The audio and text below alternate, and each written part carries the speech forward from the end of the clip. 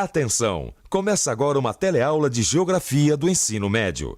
Você vai assistir a teleaula de número 7. Bons estudos!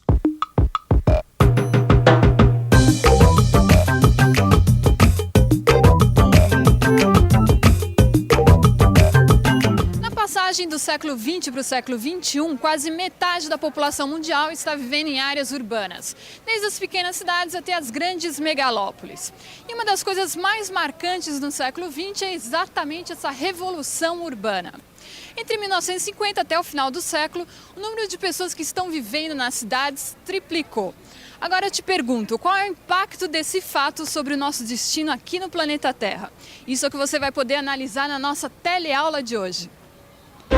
Hoje você vai ver como o crescimento econômico e demográfico a partir da Revolução Industrial foi mudando os padrões de vida das populações. Vai constatar que este crescimento também aumentou a divisão territorial do trabalho entre campo e cidade. Enfim, você vai entender como o processo de industrialização transformou a agricultura e intensificou o processo de urbanização do mundo contemporâneo. Muita atenção porque a sua teleaula está apenas começando.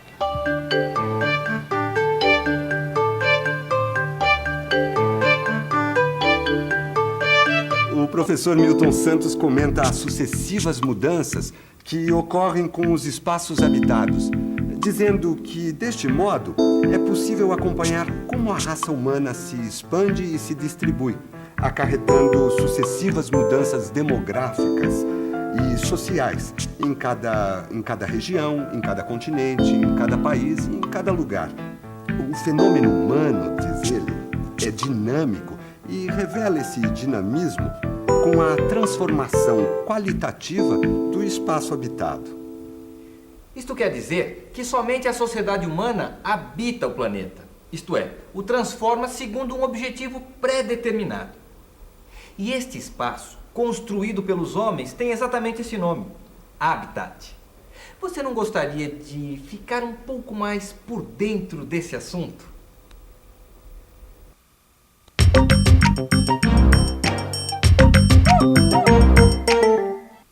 A distribuição espacial da humanidade sempre possuiu um nítido contraste. Por um lado, grandes espaços vazios ou de baixa densidade demográfica. As zonas polares, as regiões de grande altitude ou as extensões quentes e secas. Em certos lugares, como na Amazônia ou no Congo, ainda hoje não existem mais que 2 ou 3 habitantes por quilômetro quadrado. Por outro lado, em espaços muito mais restritos da Ásia tropical, cerca de 2,5 milhões de homens e mulheres se concentram sobretudo nos vales dos grandes rios e seus deltas. O fato é que, através dos séculos, tanto o crescimento econômico como o demográfico sempre foram muito lentos.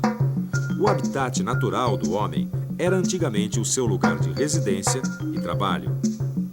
Era neste espaço bem delimitado que as pessoas desenvolviam a sua vida social, produziam o necessário para a sua subsistência, organizavam suas crenças e visões de mundo. Dentro dos limites geográficos da sua terra, as comunidades viviam integradas com o meio ambiente. E até o século XIX, os homens foram essencialmente agricultores, mas a partir de então aconteceu uma revolução. Essa revolução foi o início de uma transformação na área social, econômica, política e cultural e aprofundou ainda mais o contraste de concentração da população. Foi a chamada Revolução Industrial. Gil, a Revolução Industrial é que mudou a cara do mundo, viu? Foi a partir dela que começou todo esse desenvolvimento tecnológico tão rápido, né? Olha, até a agricultura acabou se transformando, Vicente. Isso sem se falar no comércio, no transporte. Ó, vê só. Depois da Revolução Industrial, as cidades se multiplicaram. Começaram a ficar cada vez mais importantes. E aí começou aquela coisa de todo mundo largar o campo e procurar emprego nos grandes centros urbanos. A grande mudança é que a indústria cresceu demais. No mundo inteiro, a população economicamente ativa estava empregada no setor secundário. Setor secundário? Peraí, como assim setor secundário, Vicente? Explica. Não, você não sabe? A economia ela é dividida em 3 setores. O setor primário é a agricultura, pecuária. O secundário é a indústria.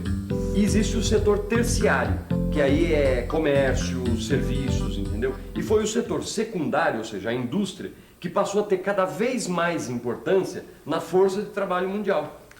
Bom, olha, que a agricultura se transformou depois da Revolução Industrial, isso tudo bem, eu sei. Agora, como, hein, Vicente? É isso aqui. Seria bom saber mais sobre esse assunto, né? Você não acha? O fato é que depois da Revolução Industrial, a agricultura se transformou, passando de uma agricultura de subsistência para uma agricultura comercial. Mas é difícil falar de agricultura no singular, uma vez que as atividades agrícolas praticadas por povos diversos são variadas. Não apenas nas técnicas empregadas, mas também no que diz respeito à estrutura agrária. Existem diversas formas de propriedades da terra.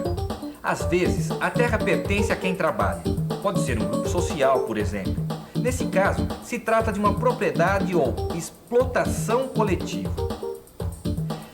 Nos casos em que uma porção de terra pertence a um pequeno proprietário, trata-se de uma pequena propriedade privada. Mas na maioria das vezes, a terra não pertence a quem a cultiva. São as grandes propriedades privadas, cultivadas por camponeses assalariados e sem terra. O nível de vida dos cultivadores depende da produtividade dos trabalhos agrícolas. E uma das inovações da agricultura comercial foi a busca de um aumento de produtividade com a ajuda do progresso tecnológico e a utilização de adubos e fertilizantes.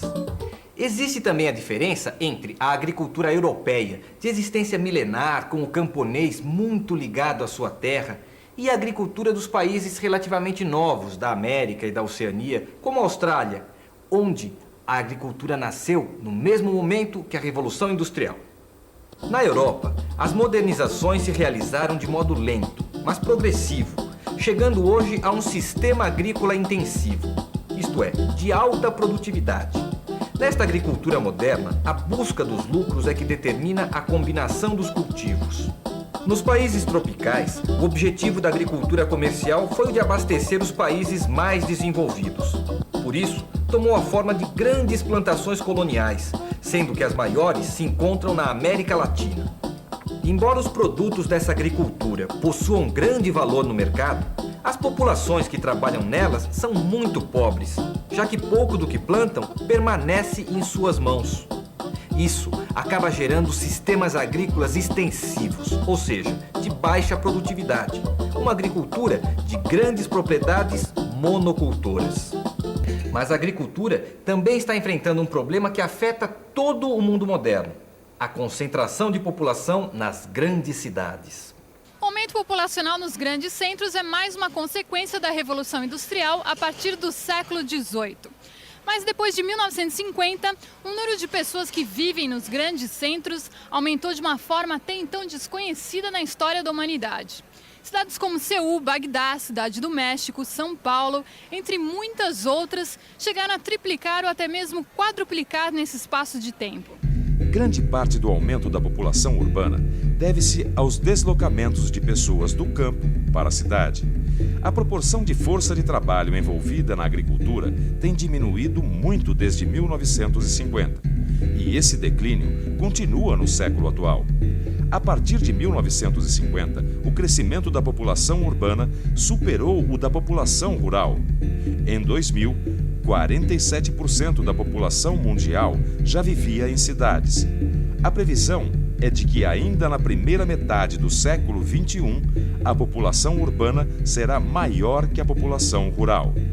São Paulo, Vila Nova Cachoeirinha. Oi, mãe. Tudo bem aí em Conceição? O pai tá bom? O Zinho, a Flavinha, todo mundo? Tô morrendo de saudade. Aqui as coisas estão difíceis. Pensei que ia ser mais fácil arranjar emprego. Essa cidade é grande demais, mas apesar de tanta gente, eu não conheço quase ninguém. Aí, em Nova Conceição, que é desse tamaninho, eu conheço uma pá de gente.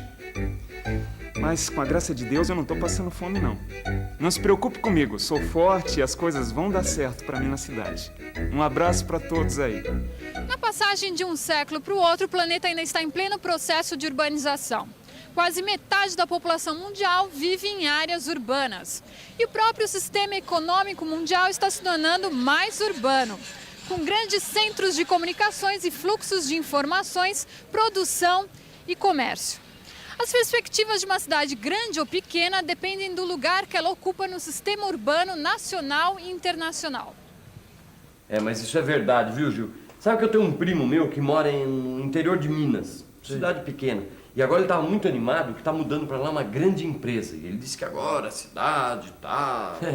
Mas a cidade tá o quê? Melhorando? Tá piorando? Do ponto de vista deles, está melhorando, né? Ele está animado. Diz que a cidade agora tem mais infraestrutura, mais serviços. Está com um sistema de telecomunicações mais avançados, né? Pois é, Vicente, isso daí é o caso do interior se urbanizando, né? Você veja só. E olha, é uma tendência que tem crescido muito, né? Essa urbanização, né?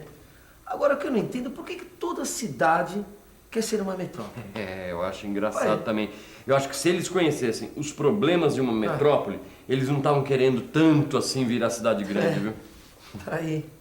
Em muitos países em desenvolvimento, as cidades estão crescendo muito além de qualquer previsão.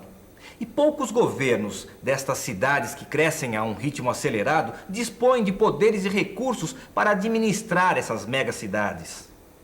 O resultado disso é a proliferação de assentamentos ilegais, de habitações toscas, aglomerações excessivas e mortalidade elevada decorrente de um ambiente insalubre. Em certas regiões, falta mesmo o básico, como água potável, saneamento, escola e transportes. Esse crescimento desordenado causa também a decadência do centro urbano e a descaracterização dos bairros. Os desempregados, os idosos, as minorias étnicas e raciais podem mergulhar numa espiral de degradação e pobreza. Outro problema causado por essa expansão física sem controle é o impacto que tem sobre o meio ambiente e a economia. As cidades do mundo industrializado são responsáveis por problemas de alcance globais, como a poluição em suas diversas formas e o alto consumo de energia. Muitas delas obtêm esses recursos de terras distantes, com fortes impactos acumulados sobre essas terras. Você viu que um dos maiores desafios da virada do século é encontrar um equilíbrio entre a urbanização irreversível e uma qualidade de vida, que só pode ser alcançada com uma clara noção de cidadania. E essa noção começa aqui, no aprendizado e na conscientização dos problemas. E falando nisso, essa é uma boa hora para uma revisão, você não acha? E atenção, se liga aí que é hora da revisão. Na teleaula de hoje, você aprendeu que o habitat é o espaço construído pelos homens. É nele que se desenvolvem as diversas relações econômicas e sociais de uma comunidade. Aprendeu também que até o século XIX, os homens foram essencialmente agricultores, mas que, a partir da Revolução Industrial, ocorrem em todo o planeta significativas mudanças econômicas, políticas e culturais. Essas mudanças transformam o campo, que passa a praticar a agricultura comercial, e culminam com a concentração de pessoas nas cidades. Viu que as atividades agrícolas praticadas pelos distintos povos são extremamente variadas. Alguns povos contam com sistemas agrícolas intensivos, ou seja, de alta produtividade, com o auxílio da tecnologia. Já outros povos trabalham com sistemas agrícolas extensivos, com baixa produtividade, praticando uma agricultura de baixos rendimentos. Viu, por fim, que a urbanização e a metropolização são processos que se aceleraram nas últimas décadas, tanto nos países industrializados como nos países subdesenvolvidos e em desenvolvimento. Constatou que a urbanização, juntamente com a explosão demográfica, cria megacidades, de difícil administração, com graves problemas de infraestrutura e que representam um desafio para o futuro. Não perca tempo, aproveite que as informações estão bem fresquinhas na sua cabeça, dá uma lida no livro de estudos, ele vai ajudar você a se aprofundar mais nos conceitos que você viu na teleaula de hoje. Até a próxima, tchau!